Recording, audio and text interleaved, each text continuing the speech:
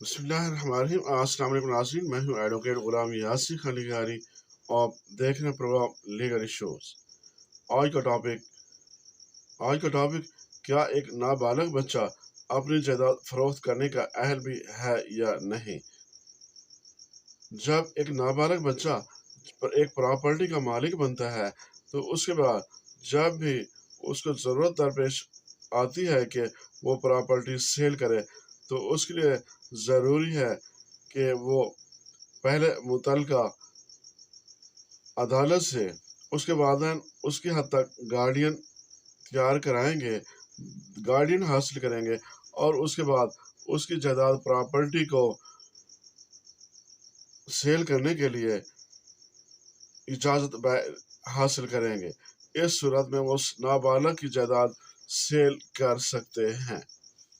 बसूरत देगर वो नाबालिग बच्चा प्रॉपर्टी का मालिक होने के बावजूद भी अपनी प्रॉपर्टी सेल करने का अख्तियार नहीं रखता और ना ही उस प्रॉपर्टी का कोई मुआहदा बै कर सकता है। अगर वो इस तरह करता भी है तो वो मुआहदा या सेल कोई भी मुआहदा काबिल कबूल नहीं होगा, उसकी कानून में कोई गुंजाइश नहीं है।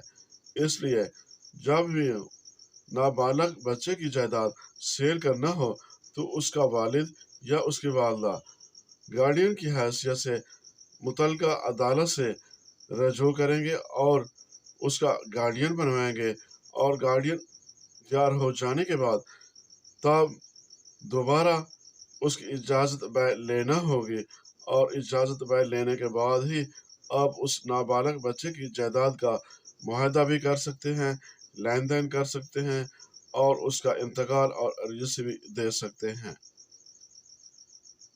अगर गार्डियन हासिल किए बगैर उसके वालिदैन भी अगर कोई मुआहदा करते हैं तो उसकी हैसियत कानूनी लिहाज से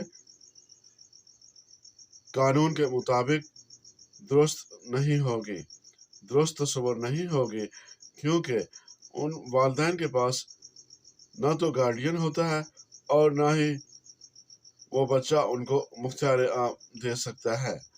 इसलिए उस नाबालिग बच्चे के लिए ज़रूरी है अगर उसकी जायदाद सेल करना चाहें तो उसके वालिदैन सबसे पहले गार्डियन तैयार कराएं और गार्डियन हासिल करने के बाद ही आप किसी भी पार्टी के साथ मुआहदा बै भी कर सकते हैं और रजिस्ट्री भी कर सकते हैं। इस तरह मुआहदा या रजिस्ट्री कानून के मुताबिक होगी। कल का कोई भी फरीक इसको ये चैलेंज नहीं कर सकता कि ये सेल या मुआहदा कानून के मुताबिक नहीं हुआ। मिलते हैं अगली वीडियो में। अल्लाह हाफिज। पाकिस्तान जिंदाबाद।